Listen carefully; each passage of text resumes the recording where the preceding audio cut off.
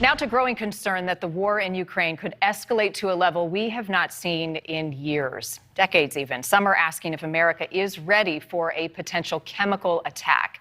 It comes as the Russians accuse Ukraine of operating U.S.-backed chemical and biological labs, which U.S. officials have called outright lies. But the allegations are enough to put a lot of people on edge. 8 countries have said they have stockpiles of chemical weapons. They include Russia, the U.S., Iraq, and Syria. But every one of those countries, other than the U.S., claim to have destroyed their supplies, though there is some debate over whether or not they actually have. The U.S. had planned to complete destruction of their stockpile by September 2023. Correspondent Kelly Beeson is here. Kelly, a hard question to ask, but I think it's on all of our minds. Is the U.S. prepared for this type of attack? Well, according to an expert we spoke with, Marnie, the U.S. does have tools to counter an attack, many more than smaller countries like Ukraine, noting that the U.S. administration has released intelligence that Putin's forces are possibly planning an attack with chemical and biological weapons. Questions over a possible chemical weapons attack by Russia emerged this week after Moscow accused the U.S. of housing biological weapons in Ukrainian territory, a statement the White House has rejected. The comments created speculation that Russia may be creating a false flag as an excuse to escalate the Ukrainian conflict even more. That's what we would call a false flag operation in all likelihood. That is, that they talk about it and then lo and behold, an attack occurs. On Meet the Press yesterday, National Security Advisor Jake Sullivan saying he would not detail the severe consequences Russia would face were they to use chemical or biological weapons inside Ukraine. The United States, in coordination with our allies and partners, is prepared to impose such severe consequences, and we have communicated that directly to the Russians. We have consulted with our allies and partners about it, and we are prepared for that eventuality. These are tactics Putin has been tied to before on a smaller scale, with multiple chemical attacks or poisonings. The list spanning between 2013 to 2020, though Russia says it destroyed the last of its chemical weapon stocks in 2017.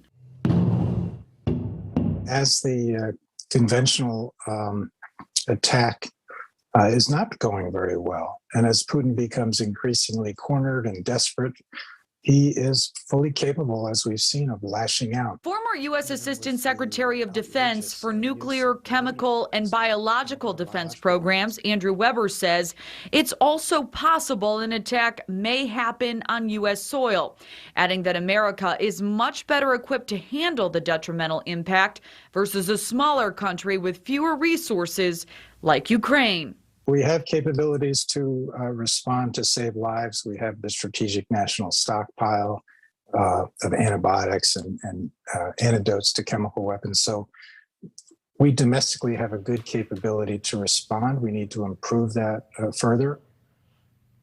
And Weber noting these are weapons of terror used for psychological reasons that can lead to mass casualties, adding it's more likely for Putin to use chemical or biological weapons rather than embark on a nuclear attack. Wow. Scary thought either way. All right, Kelly, thank you.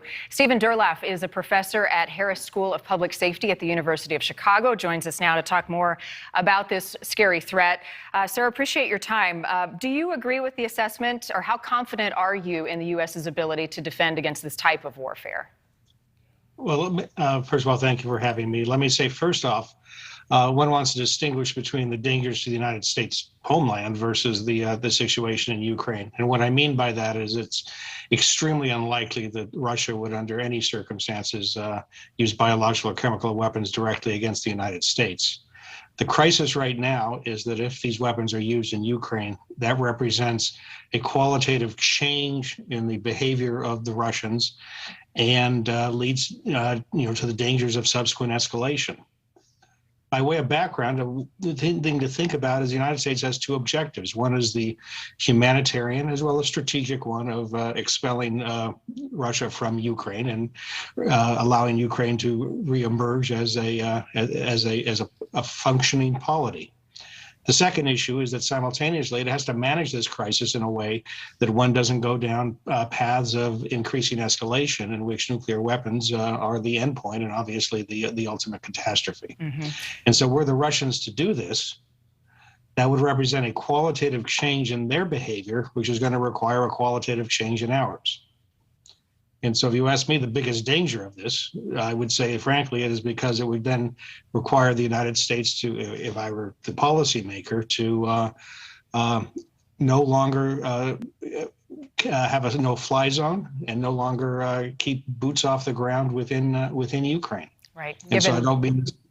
Sorry, yeah, I'm just onto your point, given the fact that we aren't seeing any deterrence with sanctions and other measures. What can you share? We talked about this a moment ago with Kelly about Russia's stockpile of chemical weapons and how real that threat is from them, their capabilities. Well, the truth is I don't think that certainly somebody without a classified clearance, which I don't have, can say anything because they're illegal. The claim that Russia makes is that the stockpile has been destroyed, and they deny their existence, and so consequently, there's really very little knowledge of that that would be unclassified. I think what one could say is that we do know that there is every reason to believe they have them.